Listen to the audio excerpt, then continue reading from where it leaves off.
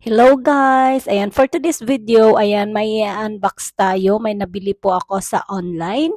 To be honest, ito yung pinakasulit na na-order ko sa online guys. Bumili ako ng phone holder na kung saan ay multi-purpose po siya. Sulit na sulit ang order ko dito guys kasi nabili ko lang siya ng 1,279 pesos only, and then ang dami niyang function guys. Pwede mo siyang gawing lampshade. At ito ay may haba na 130 cm guys.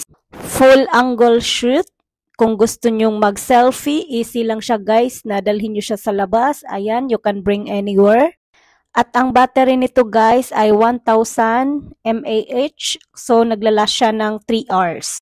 At pagkabukas mo dito, ayan, pag open mo dyan, ilalock mo lang yan bago mo siya gamitin. Napaka-sturdy ng stand niya guys kasi mabigat siya, hindi siya basta-basta matutumba. At may kasama na po siyang remote para sa camera at sa lights niya. So sa lights niya, meron sa harap at sa likod. So may pindutan po sa likod guys, long press nyo lang siya, pati yung remote, pwede nyo yung gamitin yung remote. At sa selfie naman guys, pwede kayong mag-selfie.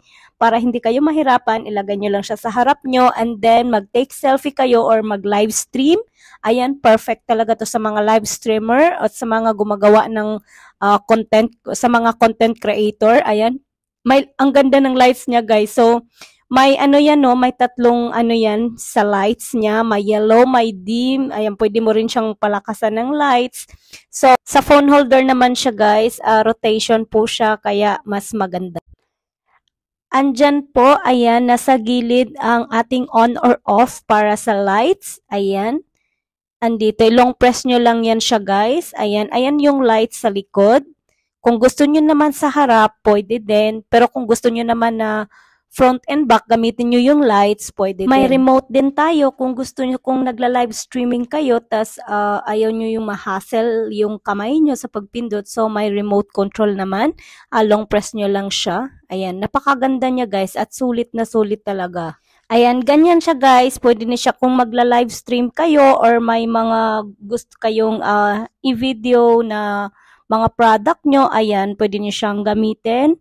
Ayan. So, ganyan lang yung pagpo-fold niya, guys. So, pag binabalik nyo siya, ganyan na ganyan lang po. Pag binabalik nyo siya sa dati niya, ayan, bigla po siyang lumiliit.